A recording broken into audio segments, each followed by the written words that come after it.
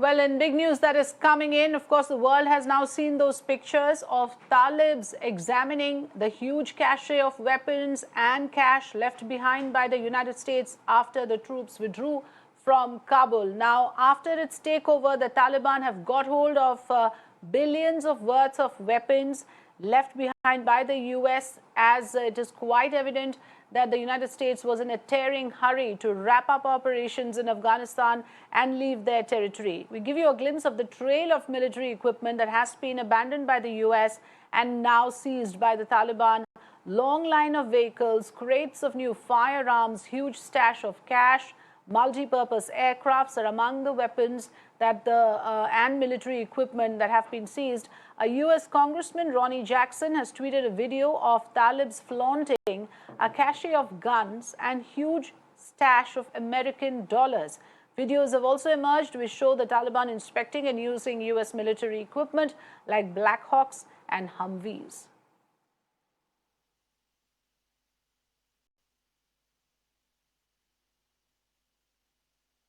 My colleague Gauri Singh will now take us through a detailed list of things that have been left behind, things in terms of equipments and weapons which are lethal by any stretch of imagination. Let's listen in. Now that US has left a huge amount, in fact, of military equipment behind in Afghanistan, and they have been taken over by Taliban. What is the condition of these equipment? How useful are they for Taliban, and whether they know how to operate these equipment or not? That is also a big question. Let me take you through this list that we have collated of all those important weapons and vehicles that have been left behind the United States, and now they are under Taliban's control. First on our list is MD-530 helicopters. Now these are comparatively pretty lightweight helicopters, which are of course used in airspace, and also they are known to enhance close air attack capabilities. And apart from this, another important thing is that this particular helicopter is actually also used for transport purposes, whether it is personnel or equipment. They are often used for logistical purposes also. The next on our list is A-29 light attack planes. These are fighter jets, and they are specifically meant for a dogfight that we often witness during conflicts, and also they are pretty known for their speed and also maneuverability. So these A-29 light attack planes are also with Talibans now. Talibs now. Now moving on. Mine resistance ambush protected vehicles, also known as MRAP. These are pretty big vehicles that can actually accommodate up to 11 to 12 troops at a time, and they are specifically built for mountainous terrain. And in fact, these were brought to Afghanistan only because they are so suitable for Afghanistan's terrain and surroundings, and of course they are pretty known to withstand IED attacks and ambushes also. Next on our list is Humvee. Now Humvee actually stands for High Mobility Multi-Purpose Wheeled Vehicle, and if we talk about Humvee, this particular vehicle is actually mostly used by US military, but now several nations are acquiring this very useful vehicle. Even India is trying to manage and get some of these vehicles for us. And in fact, next on our list is Counter Rocket Artillery Mortar Defense System, also known as CRAMP, and these were deployed to protect the Kabul airport. But now that we know that US troops have left the airport and entire country now all these weapons and all these machineries, all these equipments are with Talibans now.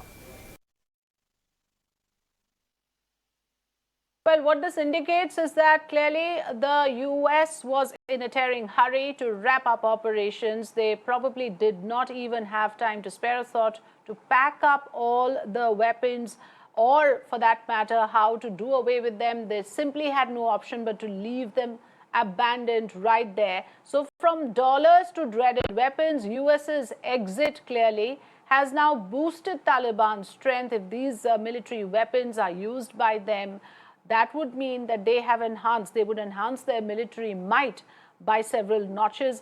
With the acquisition of these kind of weapons. The Talibs have acquired weapons and combat vehicles. That would now mean that they are better armed than ever before. Would that mean that they would exercise greater responsibility in using them?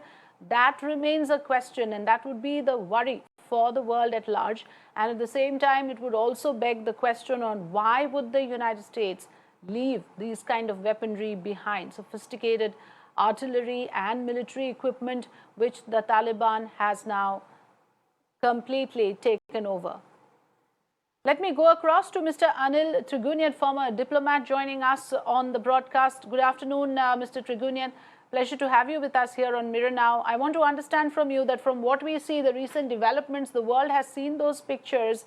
The Taliban is leaving no stone unturned now to flaunt this weaponry. So would you go to the extent of saying that this has clearly enhanced the Taliban's military might, but then would they use it with greater responsibility? Is that a cause of worry? Well, as far as the responsibility is concerned, it's only time will tell, but they are going to definitely use it. My worry is not that the Taliban has actually got this. They were supposed to, because there were no plan B by the Americans and they had to run out in haste. So they had to leave all that equipment behind and they left it. And so Taliban, as the Americans say today, probably is the fourth strongest equipment as far as possible in terms of, its firepower and all that. But my worry is that some of this equipment could get filtered into Pakistan and into some Pak-based terrorist groups who are already operating in Afghanistan. And that would be a major problem because how far Taliban is able to, of course, they will flaunt it.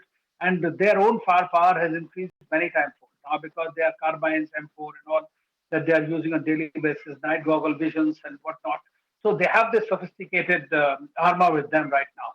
And that has definitely added to their heft. Yes. And in fighting either against Panjshir or against others, they will be using it. Nobody can prevent it because it is in their hands, it's theirs now. So that is going to be dangerous. They will not be front, they will use it as a. Yes, because there are so many splinter groups, there are factions, there are breakaway terrorist groups. There are experts who tell us that probably a motley of 10 to 12 various different terrorist groups of various tribes. And for them to have access to this weaponry, and on top of it, Mr. Trigunian, you would have seen the Al-Qaeda statement today that says that they are keen on freeing a lot of other territory as well from what they call foreign occupation, including Kashmir. So that is in a way declaring their anti-India agenda. This is the Al-Qaeda we are talking about that has hailed the Taliban takeover with thunderous applause. Well, as you know, the Taliban and Al-Qaeda and ISIS Khorasan and all the other groups that we have spoken about, they have all fought against the Americans for quite some time now. And so this is they claim it's a victory. In fact, all the groups are claiming their victory. And the victory of Taliban is being treated as a victory of their kind of Islam. So that is very much there. But Al-Qaeda and ISIS Khorasan have an agenda which is beyond Afghanistan. That is the thing. And for them, it is a global kind of an agenda, including their what they mentioned about Kashmir. And they have been trying to open an office. That's what's on for a few years now. That's what we have seen. So this is definitely a dangerous thing. And my worry is that. The other worry is that the kind of, the pride if some of these groups take these and they start acting and becoming radicalized furthermore. So that may be a problem for India. Apart from the greater onslaught with better firepower by the acquired weapons from the Americans would be a difficult issue on our borders as well. So I think that they have to garner, but at the same time, yesterday, as you know, when our ambassador met with Mr. Stanik Zai, this was raised that they will not allow any terrorist group to operate against India. So Al-Qaeda's statement is very much in keeping with their philosophy, and it has to be fought all through. And so is ISIS Khorasan. So we cannot just take rest just in the thing that Taliban will now be able to control everyone. That will not be possible for them. And I think we'll have to always be on our guard. Yes, that is the big worry. Yes.